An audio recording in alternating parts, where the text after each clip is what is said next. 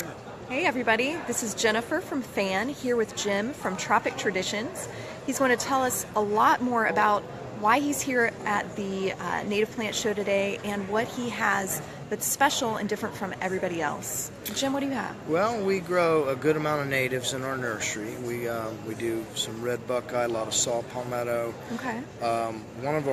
One of our plants that we do, the Miss Scarlet, is actually a branded plant that we've branded in the Southern Living Collection. Okay. It's a cultivar of a red anise. It blooms on top of the foliage as opposed to in. It's not as gappy, it stays full in a shaded environment. Okay. This is another plant that we're growing right now. It's the Taxa floridana. It's a critically endangered species, and we're starting to build up numbers in our nursery. So hopefully they can start planting these back in the state parks and maybe rest stops throughout Florida. Wow. It's native of a very small area in Florida, up in the Apalachicola River Basin. And this plant is on the critically endangered list of plants in the United States and Florida. And it is native of Florida. It's a pretty plant. It grows into a small tree, about 10 to 12 foot. Kind of a layered look, lacy little leaves. So it's a very pretty plant. We do grow a lot of other taxus that are not native, but this one I have a particular interest in because it's native. So we're starting to build up numbers in propagation, and within the next couple of years we should be able to release pretty good numbers of this plant to the native plant trade and hopefully reforestation throughout the state. Okay, great. Now, what kind of growing conditions are good for this type of plant if someone wanted to incorporate it into their landscape? It likes kind of a loamy soil, a rich soil, acidic. It would be more of an acidic soil that it would like. But it grows into a nice small tree. It grows in its natural habitat, kind of a shaded environment. Okay. And that's the same like with one of these. Here's, if you can pan over here, this is the Miss Scarlet I was telling you about. And as opposed to the regular red anise, the blooms are on top of the plant. It's very deer resistant. You get this wonderful show about 3 to 4 week period in the springtime. And okay. then the rest of the year it's just very full. And sometimes it's hard for architects and people designing to utilize a plant that stays thick and full in a shaded environment. This is such a plant that it just is very dense in the shade. And quite striking, I see. Yeah, it's not gappy at all. Absolutely. It's nice and thick and full. And the color, I can see a lot of people who may not necessarily know a lot about natives being very interested in a showy, colorful plant like this. This is a native plant of ornamental quality. Absolutely. You can definitely see that. That the public is really taking to. This is another really cool native right here. Okay, we're panning around. Again, this is Jen from Fan at the Native Plant Show. This is the Darryl blueberry, and this plant is kind of multicolored. It gets little blueberries on it. These berries are very, very sweet. The sugar content is much higher than a regular blueberry. Like if you take a handful of these and eat them, and you take a regular blueberry, a hybridized blueberry, this is going to be much sweeter. They are smaller. They're good in cereals and whatnot.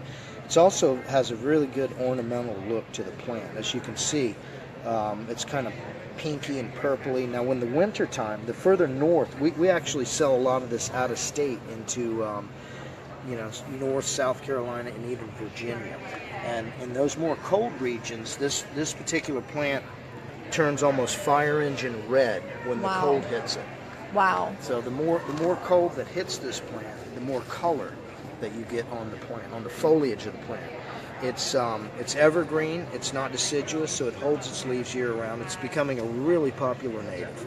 It's very drought tolerant, likes like a sandy type of soil that it can grow in, sandy, loamy soil. And anyway, this is a really cool plant. And Jim, I have to say, I've actually used this in my household. I have it in a pot. It seems to do very well in a container as well. Yeah, it'll do good in a container. And I'm really excited about it. I know the birds are supposed to really enjoy the berries as well. It's a great plant.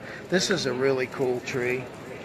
This is a Asculus pavia red buckeye. Okay, so you can actually see the buckeyes on it. Oh, nice. This is the first plant to bloom in the nursery in the springtime, and it gets beautiful red flowers. really good hummingbird attracting tree. And it's a striking tree. It's just a beautiful shade tree. It's definitely got a great shape, and I can see it being a nice specimen. Yeah, we actually grow this in a full sun environment. It's natively from more of an understory, but the mother tree where we get our seeds is actually at the Kanapaha Botanical Garden in Gainesville, Florida. Oh. And those trees are out in the full sun in their butterfly garden, and they have a caliper of probably 18, 20-inch caliper because the trees have been there for so long. Wow. That's where we get our seed.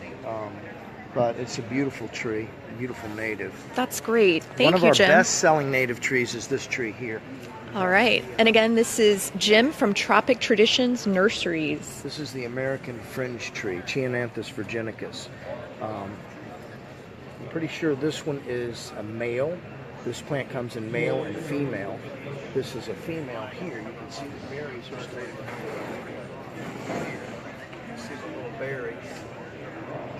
Okay, so when these berries are ready, they're actually they hang like grapes, and it's really quite attractive, and it attracts birds. You know, they eat the berries. So this is a really popular tree. It's one of our best-selling native trees. Because it is deciduous. It loses all its leaves in the winter.